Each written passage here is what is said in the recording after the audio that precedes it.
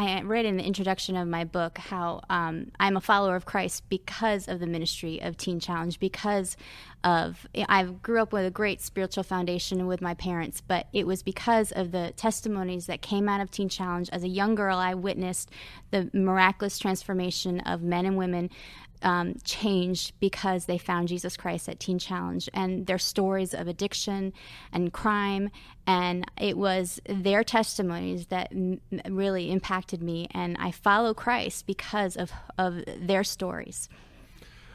Talk about the founding of this particular ministry. People may have some sort of idea about how this came to be. What from your knowledge, your experience, what you've seen? Well, the founding is really, if people want to take a look. My uncle had a best-selling book called The Cross and Switchblade, and the founding was based on his story of going to New York City to help gang members.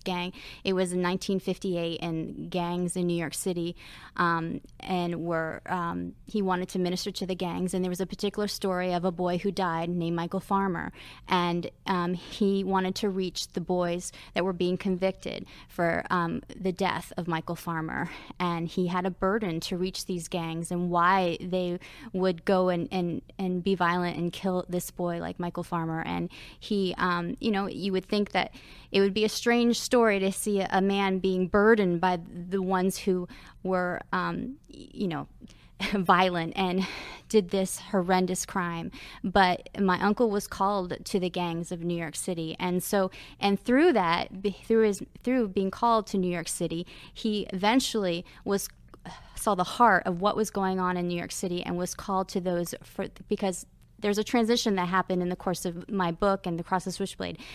There was the gangs, but then drugs were making a scene in New York City, in the inner cities, and gang members were changing they were exchanging their switchblades for drugs, and they were starting to not be involved in gangs because they were addicted to drugs. And so it kind of evolved, his burden and reaching people in New York City evolved from ministering to gang members to ministering to those with drug addiction. And that's exactly how my father's story comes into play, because he helped him. And I share the story of how he was there from the very beginning. And many people don't know the story of my father, Don Wilkerson, and how he came alongside my uncle and helped in founding this ministry. So tell me about the role that your father played.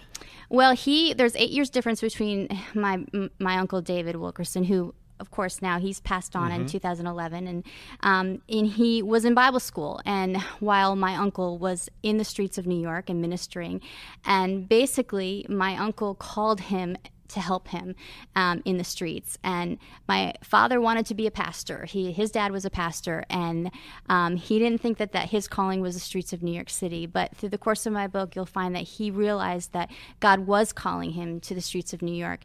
And it was a very different calling than my uncle. They were two very different people with two very different personalities and two very different giftings.